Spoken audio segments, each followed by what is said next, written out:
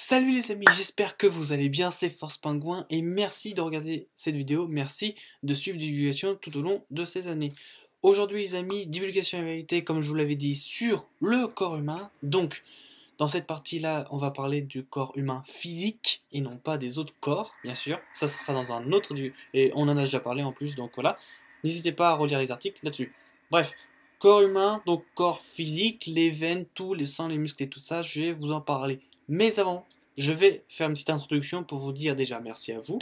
Et ensuite, que je ferai une vidéo demain qui expliquera vraiment tout sur les prochaines vidéos à venir, le pourquoi du comment, etc. Donc demain je vous ferai une vidéo, ou demain ou mercredi, ça dépend, je sais pas, mais on fera ça fera deux vidéos pour la semaine, la semaine au complète, il y aura que deux vidéos.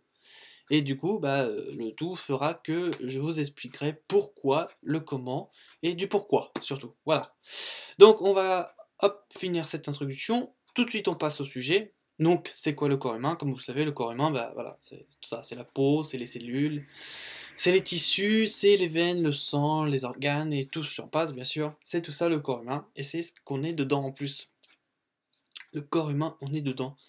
Et on vit avec parce qu'on est dedans. Voilà. Donc on est obligé de l'entretenir, bien sûr, comme vous le savez. On est obligé aussi, d'une certaine manière, à nous l'utiliser, mais très, très très bien, et sans geste brusque, bien sûr, sinon ça pourrait mener à des petites entorses ou des trucs comme ça, etc. Enfin, vous connaissez la suite, hein, bien sûr. Je pense que vous connaissez ça. Donc voilà. Donc qu'est-ce que je vais vous dire dans le corps humain? Je vais expliquer d'abord la globalité du corps humain, ensuite les différents appareils. Donc en premier, le système digestif. En deuxième, j'expliquerai bien sûr le système nerveux.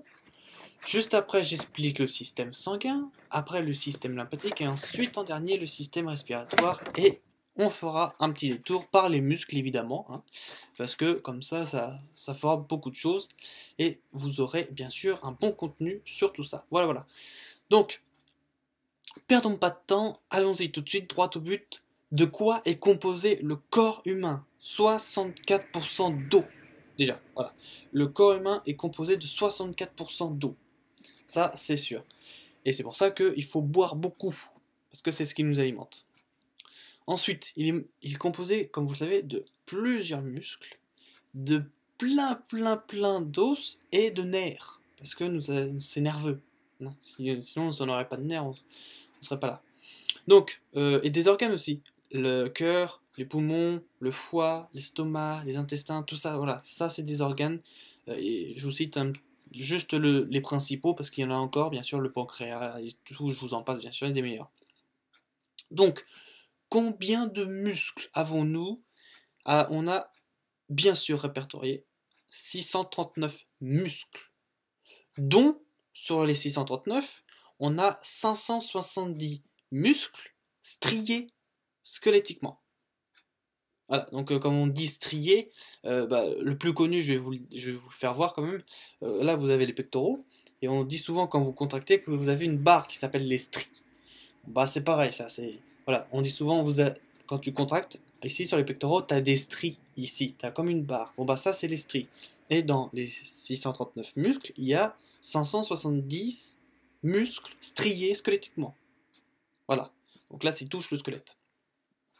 Ensuite, donc ça c'est les muscles. Je vous citerai un peu plus tard les différents... Bah tiens, non, je vais vous les citer tout de suite, comme ça, c'est bien.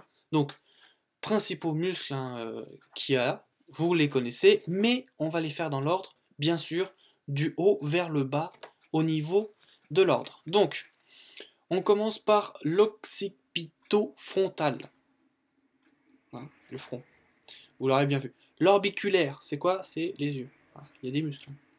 Des muscles dans les yeux. Le zédicomatique, comme on le dit, de haut en bas. Donc là, on commence un petit peu on reste sur le visage, mais on descend. Le deltoïde. Deltoïde qui est un muscle très très bien, et qui est justement à ce niveau-là. Voilà. Le grand pectoral, ce qu'on appelle les pectoraux. Grand pectoral. Voilà. Ensuite, vous avez les biceps, très connus. Hein. Je vous le dis pas où c'est, hein. Vous connaissez certainement. Le grand droit, qu'on appelle aussi ceinture abdominale, ou ça dépend, donc c'est en fait les tablettes de chocolat si vous voulez. Hein. Voilà. Le grand droit, c'est les tablettes de chocolat. Ensuite, vous avez la brachioradicale, qui, euh, qui est pas mal comme muscle. C'est en fait, si vous voulez, c'est un muscle à brachio-radical qui est au niveau du bassin. Pas au bassin, au niveau. C'est-à-dire qu'il peut être entre les cuisses et les hanches. Voilà, je tiens à le préciser quand même. Ensuite, vous avez les quadriceps fémoral. Excusez-moi, j'allais dire fémural, mais non, c'est fémoral. Vous avez le couturier. Donc le couturier, c'est la cuisse. Vous avez le vaste interne, qui est juste avant le genou. Et vous avez les jumeaux. Les jumeaux, c'est les mollets, si vous voulez. Donc ce que vous avez juste en bas, après le genou, derrière. Ce qui vous gonfle un peu. Ça, c'est les mollets. Bon, bah, c'est les jumeaux, en fait, le muscle. Pourquoi? Parce que ça fait en fait, ça fait un W. Vous avez le muscle, qui fait comme ça. Et dedans, ça fait, hop, un petit W. Et le petit W, justement, ici, lui, il n'est pas séparé. Sinon, on n'aurait pas dit que c'était des jumeaux. Donc du coup, bah, ça fait jumeaux. Hein, voilà. Donc voilà pour les muscles qu'il y a dans le corps. Nous sommes composés aussi de plein, des centaines d'os. 206 os constants. Voilà, donc les os, hein, pour les mains. Donc 206 os constants, mais attention, à l'âge adulte. Donc les enfants, ils n'ont pas les 206. Je tiens à préciser aussi. C'est-à-dire que en fait, dans les 206 os, vous en avez 204 os qui sont squelettiques et 2 os qui sont sésamoïdes. Sésamoïdes, pas moroïdes, hein, sésamoïdes. Voilà, donc il y a plein d'os. Le plus connu est bien sûr les bras, les cuisses, le bassin, le crâne, avec la colonne vertébrale. Hein. Ça, c'est les os les plus connus. Mais vous avez aussi d'autres os qui sont dans vos doigts, là ici, vos doigts ici, là. Le doigt de pied aussi, c'est votre pied est un os au complet. Vous en avez aussi là. Et attention, et c'est pour ça que j'ai précisé 2 os sésamoïdes, c'est que c'est quoi? C'est en gros les os, ou par exemple si vous prenez le genou, il y a un os qui est sésamoïde. C'est un os qui, en fait, vous avez le genou qui est comme ça, et après ça fait un petit truc, petite, comment dire, un petit jeu, c'est un petit coin de liberté si vous voulez. Et du coup, à côté, sur un des os, vous avez un petit os, mais qui est là, comme ça, comme une île. Bah ça, c'est un os sésamoïde, voilà. Et vous en avez un au genou et l'autre, je ne sais plus où il est. Donc voilà, vous en avez plein, du coup, le crâne faisant un os, bien sûr, parce que sinon, on ne pourrait pas avoir notre visage. Donc du coup, voilà, ça c'est les plus connus. On en a 206 à l'âge adulte. Donc ça veut dire que toutes les personnes qui sont à l'âge adulte en ont 206, bien sûr. Les nerfs. Parce que nous sommes composés de nerfs, hein, ça c'est du sang. Mais il y a du nerf aussi. Il y a du nerf. Il y a du nerf. Plus d'1 millier de nerfs. Alors là, ça en fait. Bien sûr, on dit 1 millier de nerfs. On en dit plus, hein, parce qu'on ne sait pas le chiffre exact. Pourquoi je vous dis ça? Parce que tout simplement, on ne compte que les nerfs principaux. Si vous comptez les petits nerfs qui sont à côté, ou les petits trucs qui vont aller dans les nerfs comme ça, machin, là, on s'en perd. Voilà. Donc on préfère vous dire plus d'1 millier, c'est plus exact et c'est plus approprié aussi. Donc plus de 1000 nerfs humains qui sont répertoriés en 13 catégories, que je vais vous citer tout de suite. Et ça fait l'appareil nerveux. Donc, comme d'habitude, on commence ici, donc de la tête, et on finit par les pieds, hein, de haut en bas. Donc, en 13 catégories, vous avez le nerf frontal. Hein, ici, le nerf frontal. Vous avez des nerfs ici. Le facial, donc c'est la tête, hein, la face. Le plexus cervical, donc c'est ici, là, derrière. Ça, c'est les cervicales. Vous en avez 2 aussi. Hein, vous avez l'atlas et l'autre, je me rappelle plus. Au niveau des cervicales, je parle. Hein. Donc, ici. Le plexus branchial. Donc, le plexus branchial, c'est quoi? C'est les bronches. Le nerf radial, qui est radiant. Hein. Le nerf médian. Donc, le médian, ça, c'est encore autre chose, c'est la lignée. En gros, c'est le centre. si vous voulez. Le médian qui veut dire, alors c'est pas média, mais c'est un autre truc comme ça, en grec qui veut dire centré. Voilà, donc en gros c'est l'équilibre. Le cubital, le nerf cubital, vous avez le nerf intercostal, un nerf du plexus lombaire, donc là on parle dans le dos. Le grand sciatique, vous connaissez certainement le grand sciatique, hein, quand on dit vous avez une sciatique, hein, ça veut dire qu'il y a un nerf un peu abîmé, un peu endommagé. Les digitaux, des nerfs digitaux, le nerf sciatique, donc vous avez le grand sciatique et le sciatique, le nerf tibial antérieur, donc qui se situe bien sûr le tibial au tibia, hein, voilà, qui se situe au tibia. Voilà, donc pour tout ça, les muscles, les nerfs, les os. On va passer aux organes maintenant, juste après, on va passer au système sanguin. Voilà, je vais vous expliquer tout le système sanguin, les sortes des globules, etc. Les organes, donc vous connaissez, hein, les plus courants, je ne le cite plus, les foies, les poumons. Alors, je tiens à repréciser, les poumons ici. Je tiens à préciser aussi que les poumons, si vous en avez un qui n'est plus dans le corps, que vous n'avez qu'un poumon, de n'importe quel côté, hein, d'accord? Si vous avez un poumon, et non deux, vous pouvez quand même respirer, je tiens à vous le dire. Parce que, comme vous le savez, des cellules, ça se reconstruit, donc après, voilà. Deux poumons. Sachant que le cœur, qui n'est pas ici, qui est ici à peu près. Attendez, hop. Qui est à peu près ici, voyez-vous, voilà. Un truc comme ça, voilà, ici. Lui, c'est un muscle, le cœur. Mais principal. C'est-à-dire que sans tumeur. Bon, bah ça, je vous l'apprends pas. En revanche, ce n'est pas le seul, il est allié avec le foie. Donc le foie, il est ici. Là, ici. Hop, j'ai un peu de mal, voilà. Donc lui, c'est avec le cœur des organes, donc très très principaux. Et sachant que le muscle, c'est le cœur. Le foie, c'est un organe, mais qui sont principaux. Je vous l'expliquerai juste un petit peu après. Vous avez le pancréas, les poumons, l'estomac. Attendez, hop, l'estomac ici, là. Hop, là, l'œsophage. Je vous explique pourquoi c'est pas un tuyau rigide, pourquoi il bouge. Puis vous avez aussi toute la après l'intestin grêle, le grand intestin qui fait partie, donc l'intestin grêle qui fait partie du grand intestin, hein, avec le côlon et tout ce qui s'ensuit. Vous avez aussi le pancréas qui est juste avant, la vessie, les reins, enfin voilà. Je vous en passe, c'est des meilleurs. Je tiens à préciser que les reins sont le filtre pour le sang. C'est-à-dire, et aussi pour la vessie. C'est-à-dire qu'en gros, les reins, donc qui sont aux hanches, situés aux hanches, si tu as une bonne circulation des reins, tant mieux. Là, super. Tu es en bonne santé, il n'y a pas de problème. Par contre, si tu as une mauvaise circulation des reins, forcément, ça va se répercuter dans ton sang. Et après, bah, dans tous les autres organes. Parce que le sang se met un peu partout. Voilà. Donc, ça fait comme ça. Donc voilà. Et aussi pour vous dire, je vais parler du sang juste après, je veux continuer sur les organes. C'est élastique. Un organe est élastique. On va prendre l'exemple de l'estomac que vous connaissez tous avec l'obésité. Pas que l'obésité, mais aussi d'autres choses. L'estomac, il se dilate, ou il se remet. Donc c'est un organe élastique. Beaucoup de souplesse. Idem pour, comme je vous l'ai dit, je vous parlerai de l'œsophage.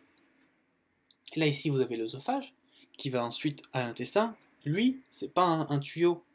C'est pas genre ça. Attendez, hop, pour pas faire de pub, voilà. Hop, c'est pas un truc comme ça. Attends, voilà. Hop, voilà, pour pas faire de pub. C'est pas l'œsophage. L'œsophage, c'est un organe qui bouge. Donc ça ventile un peu. C'est élastique pareil. Voilà. Donc si votre corps il grossit, tous vos organes grossissent bien sûr.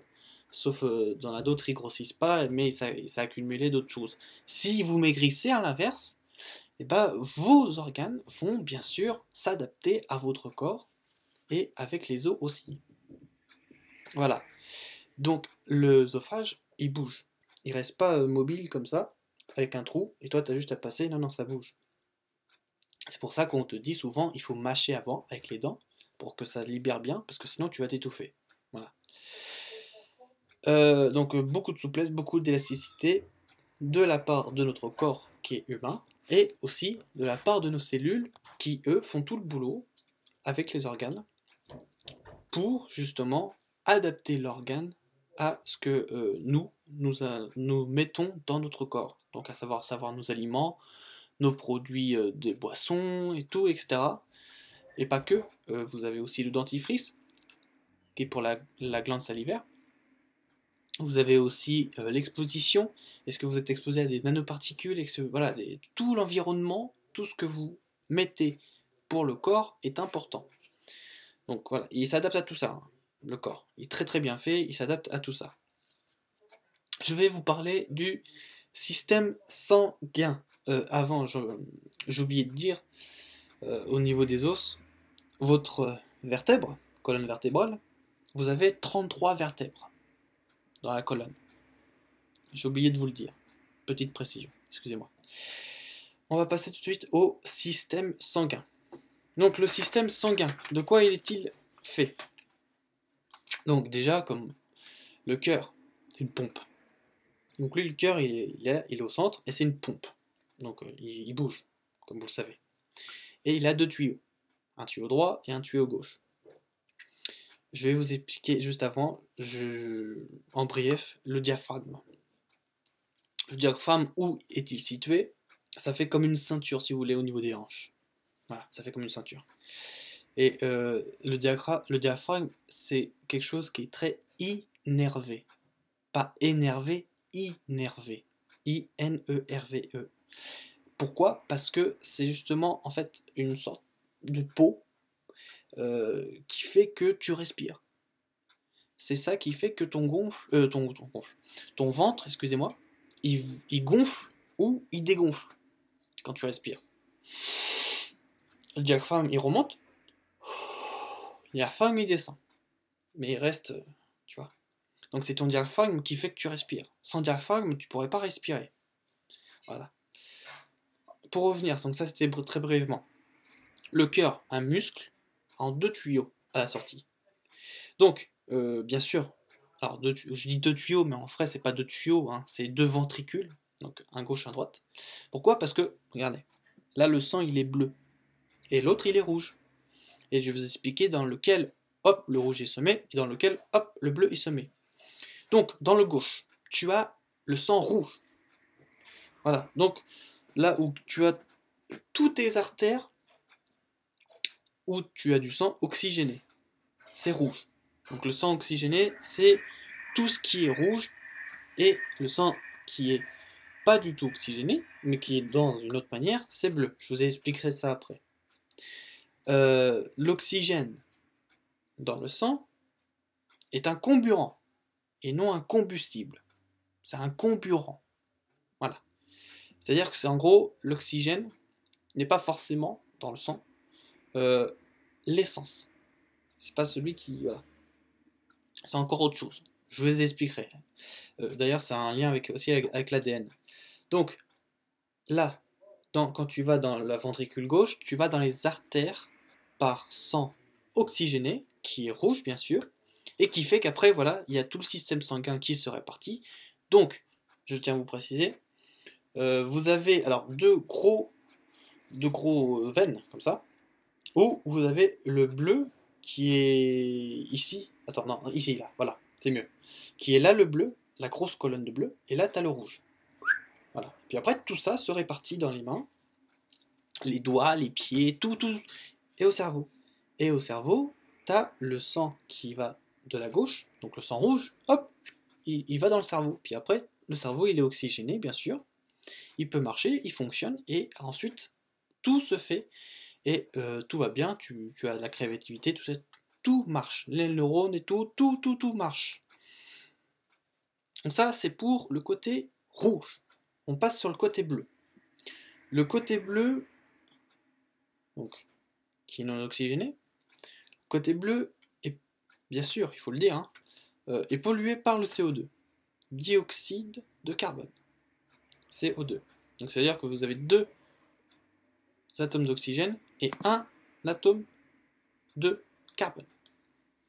Pourquoi je dis il est pollué? Parce que comme vous le savez, on respire de l'azote, du diazote principalement, avec un peu d'oxygène avec. Donc, comme il y a très peu dans l'atmosphère de dioxyde de carbone, il faut bien quand même que le corps en fasse. Donc, le corps produit du dioxyde de carbone.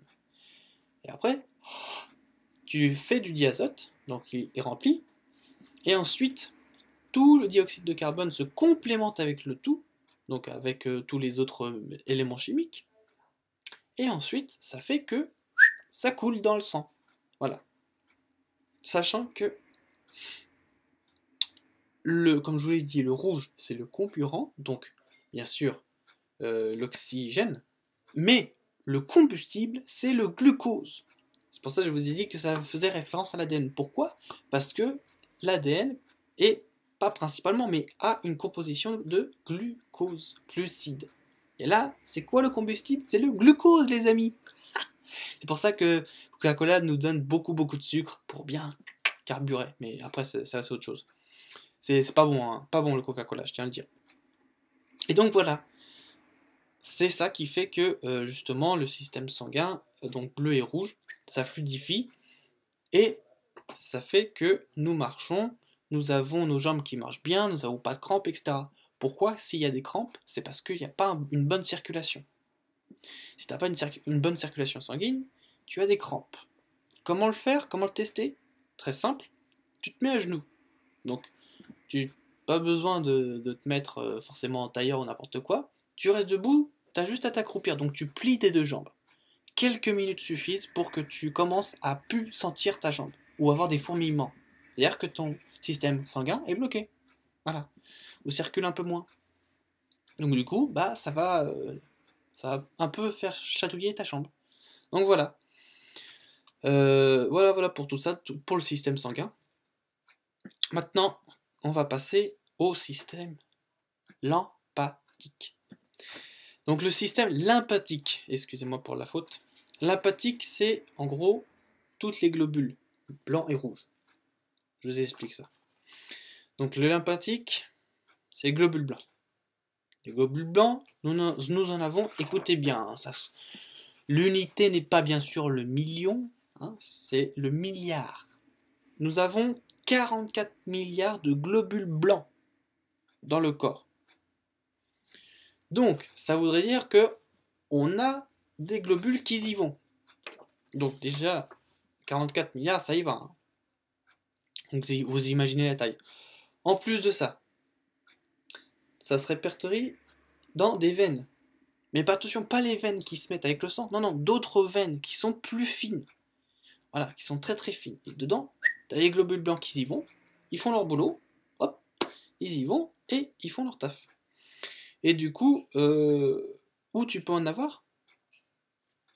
Dans le cou. Ici, les aisselles. Et les ganglions. Voilà. Là, tu as plein de globules blancs. Ici. À fond dans le globule blanc. Et du coup, bah, ça fait que si tu as un manque de ganglions, ou si tu as des ganglions, c'est-à-dire qu'il n'y a plus beaucoup de globules blancs.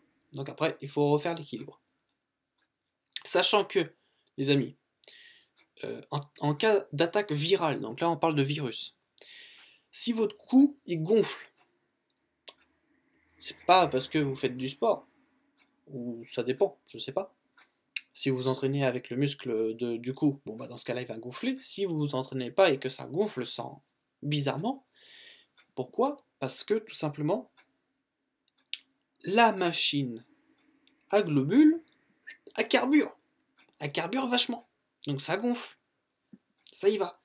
Et c'est ce qui fait, bien sûr, aussi les défenses immunitaires.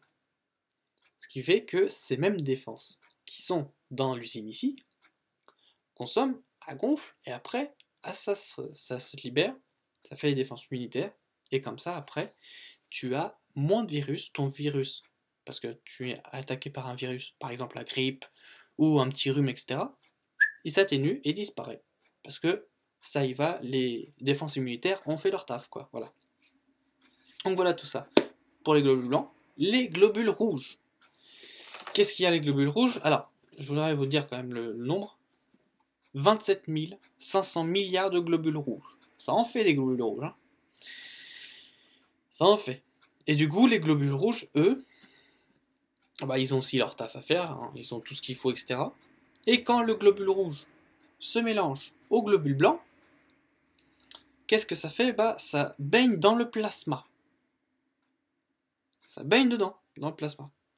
Alors attention, c'est pas le plasma comme on vous a indiqué, hein, comme une arme, machin. Hein. Le plasma, c'est en gros ce qui permet aux globules de se produire et de circuler. Ça, c'est le plasma. Sachant que chez un adulte qui fait 65 kg environ, je dis pas exactement 65 kg, environ, chez un adulte de 65 kg environ, il y a pour 5 litres de sang, 5 litres de sang, pour, dans les 5 litres, 3 litres de plasma, pour que le sang y circule. Donc ça veut dire qu'il y a en tout, dans les 5 litres de sang, 2 litres. Donc il y a les 3 litres qui sont dans les 5 litres de plasma.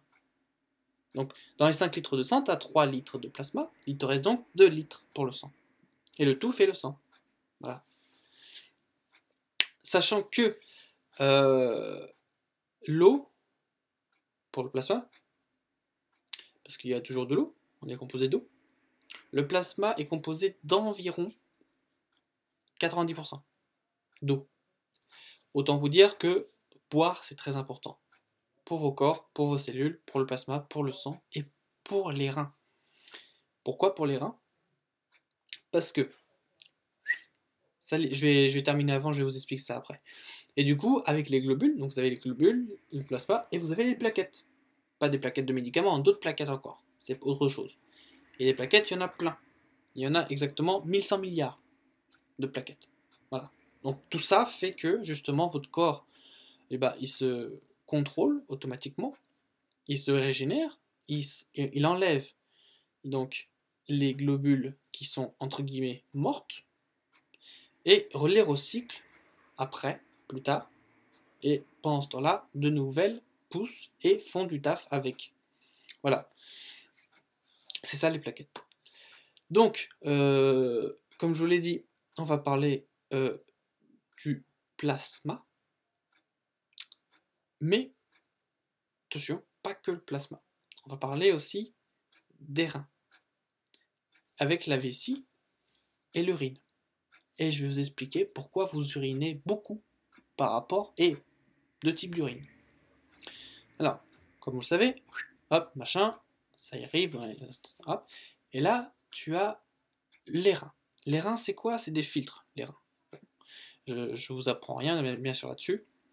Mais, attention, si tu as des reins endommagés, forcément, tu as la vessie endommagée.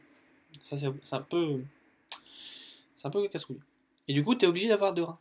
Enfin, obligé, non, pas vraiment obligé, mais disons que si tu as deux reins, c'est mieux. Si tu as un rein, bon, tu as un rein, certes, mais ça va circuler un peu moins bien par rapport si tu as deux reins, ça c'est clair. Mais ça va circuler quand même, hein, tu vas pas non plus avoir de problème et tout, hein, je te rassure. Et du coup, hop, ça arrive dans la vessie qui a fait son nettoyage. Et après, vous connaissez la suite. Hop, tu vas dans les toilettes et t'as ton urine. Bon. Ça, c'est la première forme d'urine. T'en as une deuxième, qui est très courante. Et quand tu sors du lit, tu l'as. C'est quoi? C'est la transpiration. Pourquoi? Parce que tout est vivant, même ta peau. Sachant que la peau est un tissu de cellules. Et qu'une cellule est vivante. Donc, automatiquement, rejette de la chaleur, une cellule. Et multiplié, donc tout ça, c'est des milliards et des milliards de cellules. Enfin, j'exagère peut-être, mais c'est pour vous dire qu'il y en a plein. Et bah, quand tu transpires, c'est de l'urine par les cellules. Voilà. Donc, vous transpirez quand vous avez très chaud, vous transpirez quand vous sortez de votre lit, vous transpirez quand vous avez des activités sportives, vous transpirez beaucoup, beaucoup, parce que ça brûle ici, les cellules brûlent l'excédent, et donc du coup, eux, à leur façon, ils urinent, et c'est pour ça que tu as de la transpiration. Voilà. Parce qu'ils y vont, quoi. Quand tu fais beaucoup de sport, quand tu bougent beaucoup, et du coup, quand tu as des trucs intenses, et bah du coup, eux, ils brûlent beaucoup de choses, et c'est ce qui fait qu'après, tu deviens un peu transpirant. Voilà, donc ça, c'est la deuxième forme d'urine, et il n'y en a que deux, bien sûr, je vous rassure. Mais voilà, c'est juste pour préciser qu'il n'y a pas que aux toilettes que tu urines, tu as aussi avec la transpiration. Et c'est très important à savoir, parce que ça explique beaucoup de choses aussi. Donc voilà dans tout ça, hein, voilà dans tout ça un peu, bien sûr j'ai préparé des feuilles, hein. Une émission ça se prépare. Donc voilà, j'ai tout dit là-dessus, je pense avoir tout... Ah non, attendez, je vous fais la dernière, parce que je vous ai fait donc les os, les muscles, le bas en fait, mais je vous ai pas fait ici. Je vous ai dit que l'œsophage il bougeait, mais je vous ai pas parlé du larynx, du pharynx et tout ça. Donc, pour résumer le haut, et puis après, comme ça on aura terminé. Donc, l'appareil respiratoire, c'est composé de tout un tas de nerfs, tout un tas d'organes aussi. Ça commence par le pharynx. Le pharynx, qui est ici à peu près. Après, tu as le larynx. Et là, tu as les cordes vocales ici. C'est-à-dire que si tu n'as plus de larynx, tu ne peux plus parler. Ou ta voix bouge un peu. Voilà. Donc le larynx, c'est là où tu as tes cordes vocales. Tu y vas. Ensuite, tu as quoi? Tu as la glotte. La glotte. Ici. Voilà, tu as la glotte. Ne pas confondre avec la pomme dedans. Ne pas confondre. Ensuite, ça sent bon. Ensuite, tu as la trachée artérielle. Là, tu as la glotte, après tu as la trachée artérielle. Ici, là. Hop. Voilà. Tu as la trachée artérielle. Après, tu as les deux bronches. Donc là, tu as la trachée, là, ici. Et après, tu as les deux bronches ici. Voilà. Comme ça. Dans les deux bronches, après, tu as les bronchioles. C'est des tout petits tuyaux qui se relient entre les deux et tout ça. Puis après les bronchioles, tu as l'alvéole pulmonaire. Ici. Donc c'est juste après en fait, ça se suit. C'est ce qui fait qu'après c'est relié au poumon, ici, et qui fait que justement tu respires. Parce que si tu as la bronchite, déjà tu as un problème avec le pharynx, le larynx je veux dire. Puis ensuite, tu as des risques d'avoir un petit rhume aussi, par la suite. Que si t'as pas de bronchite, mais par contre que t'as un rhume, bon bah c'est pas grave, hein, c'est ton nez qui est un peu, il coule un peu, mais c'est tout. Hein. Ça, bon, ça va pas.